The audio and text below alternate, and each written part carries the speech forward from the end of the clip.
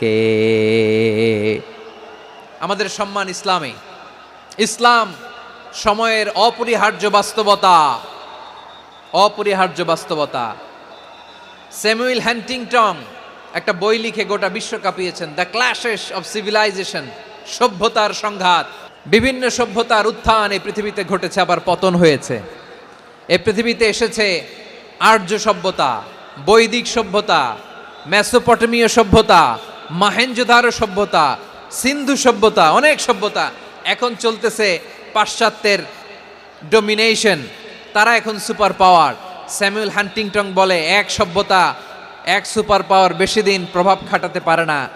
এই পাশ্চাত্যের এই সভ্যতারও একদিন কবর রচিত হবে, এটাও একদিন নিচে নামতে বাধ্য হবে।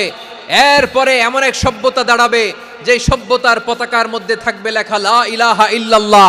ওই সভ্যতার পতন পৃথিবীর কেউ করতে পারবে না, চিল্লায় বলেন ঠিক কি না? সেটাই হচ্ছে ইসলাম।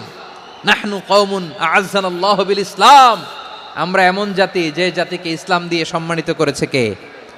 ফাইন ইবতাগাইনাল ইজ্জাতা বিগাইরিহি আযান্নাল্লাহ, ইসলাম ছাড়া অন্য কোথাও যদি আমরা সম্মান তালাশ করি, আমাদেরকে আল্লাহ তাআলা অপমানিত করে ছাড়বেন।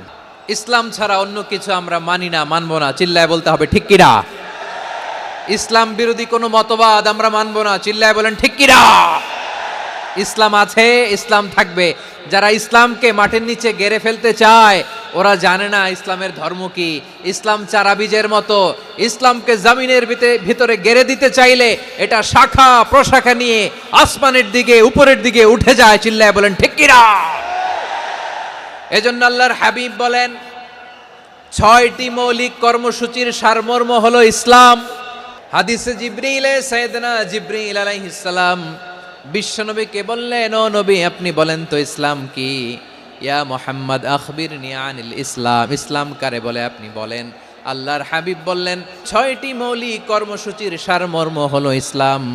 এক হলো তুমি সাক্ষী দিবা আল্লাহ ছাড়া কোনো ইলাহ নাই, মুহাম্মদ ছাড়া রাসূল নাই, তিনি আমাদের রাসূল। সালাত কায়েম করবা।